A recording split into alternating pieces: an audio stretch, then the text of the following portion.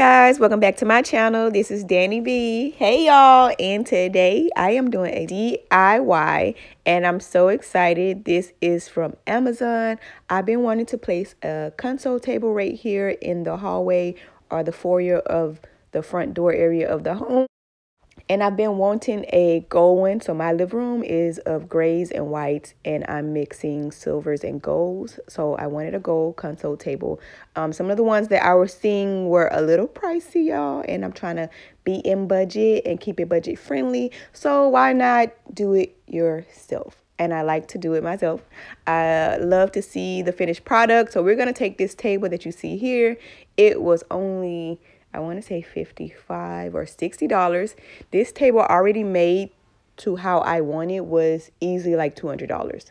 So let's get into building this table and let's go.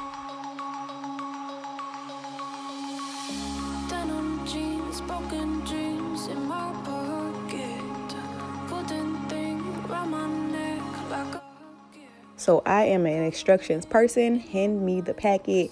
I would not put something together without some instructions. I've tried and something always doesn't go right. So I would like to follow the instructions. So I had to take things apart and start all over.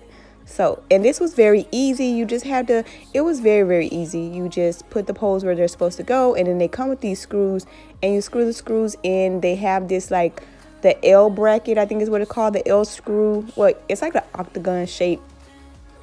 And you take this little L-shaped screw thing, you guys, if you ever put anything together, you know what I'm talking about. And you screw it together. So it was just a lot of putting the nails and the little screws in the right places.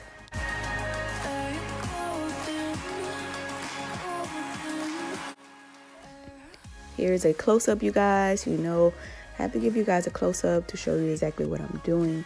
But this is just me putting the screw and using this little L-shaped thing that I was talking about a few minutes ago to screw it in. Let's take a second to talk about these house shoes. I got these house shoes from Burlington's for like Burlington's. I'm a little country with it. But I got these from Burlington's for, I want to say $6 or $10. And these are some of the fluffiest house shoes, you guys, I've ever owned. I also saw these house shoes in Target for about $10, but I could never get my hands on them. So I came across them in the checkout line. You know, sometimes Burlington's has that long ass line, and I was just standing in there looking at all the little things they try to get you to buy on the way to the register, and I grabbed these house shoes. And I've been wearing them like every day, and they're so fluffy and so soft. But anyways, so I've got this together, and we're just gonna flip it over. This thing was pretty like long. It gives you the dimensions, of course, on the package, but it was really long, so I like that. And the height, it comes with little feet that you put on the bottom, and you adjust it to the height that you want. So we are moving to the backyard. I spray painted it in this gold metallic color. This spray paint came from Walmart, and it took a lot to spray paint this. It's very tedious. You just have to make sure you're getting all the spots. You don't want any black showing through. So I'm not sure if it's easier for you to spray paint before you put it together or after. I feel like this was the easiest way for me to spray paint. And it was very, very windy out, really windy. So the spray paint was blowing everywhere. I was trying not to breathe it in. Honey, I didn't want to pass out in the backyard trying to spray paint no gold console table.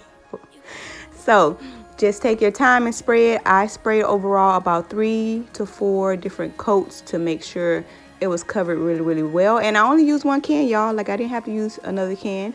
And if I did, that would have been probably ridiculous. But this worked, and I let it dry. Now, you guys, to this amazing contact paper, marble contact paper that I found on Amazon. I will make sure all these things are linked in the description box below. You know, I will not leave you guys hanging out. If I know where I got it from, it will be linked. But this paper was so freaking gorgeous. Like, oh, I loved it. It did not have much on the roll, though, because you see right here, I'm trying to see if I can get a whole nother length out of it to wrap the second, and it ended right there. I knew that this was not gonna work because I could only cover one board, you guys. So I was a little disappointed because it was late and I wanted it now. Like, I wanted to finish the project right then, but I did figure out a way how to make it work. You guys will see in a few minutes.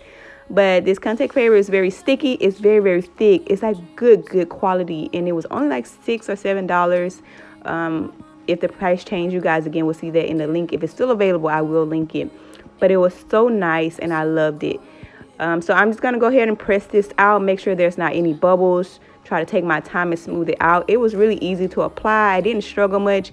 Also, if you put it somewhere that you don't want it or you need to lift it because of bubbles, it's very easy to lift and re-stick. So that's what I like about this paper as well. As you guys see, this does not cover the whole board. Like, it didn't make it all the way around to the back, but it doesn't really matter because who's going to be underneath the boards? Like, nobody should be looking under there. The top is what really matters, okay?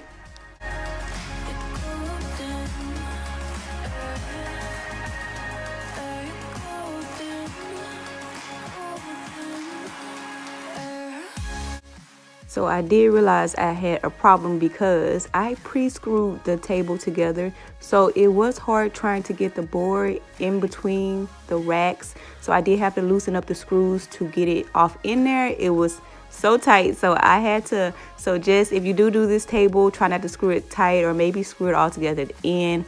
But trial and error, trial and error. And my wallpapering skill is not perfect. So I know you guys see some bumps and some lumps and some things that are not tight and slim and in the right spot, but I did make it work and it works for me. Okay, so here's what we've been waiting for, this second board and not enough contact paper. So what I did was I changed the layout of how I laid the paper. I didn't do it the long way.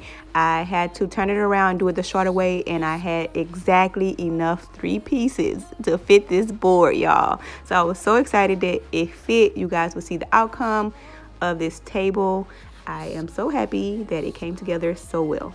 And this little cutie is little Corey. Say hey, y'all.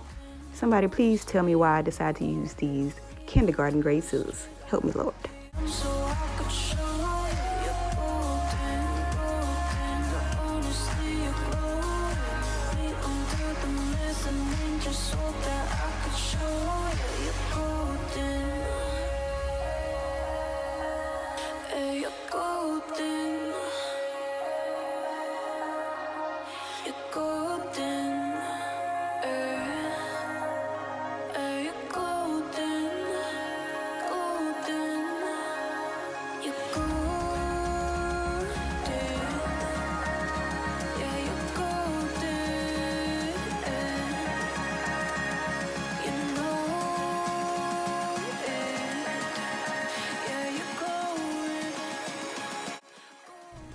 Okay, now that we're all done, we need to clean up the area. So I am just sweeping up this little corner to make sure, you know, everything looks good. And then I wanted to spray and clean the floorboards. You know, floorboards have dirt and then they have all the dust that accumulates down there. So I just want to make sure it was squeaky clean. And this did not stain the walls. This dried and the wet watermarks, of course, disappeared.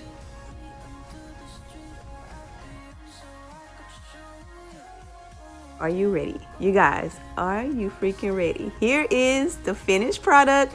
You guys, this is like the top DIY project I've ever done. It's up there with the top of my DIY projects. And I am super duper proud of this. This total cost probably about maybe $65, $70. Again, the table didn't cost that much. The marble paper didn't cost that much. And the spray paint was like $3 to $4. So you guys, tell me what you think below. Let me know. It's a good idea, something that, you know, I help you to see. There's different ways to make an old frumpy brown table. And there was nothing wrong with the gray and the brown or the gray and the black of the table. But let me know if you like this video. Don't forget to give your girl a thumbs up. And I'm going to try and style it. This is not the finished styling. I'm not sure if I'm going to include a picture. I should go downstairs now and take a picture of how I have it for the final look. But thank you guys for watching, and I'll see you guys in my next video. Bye.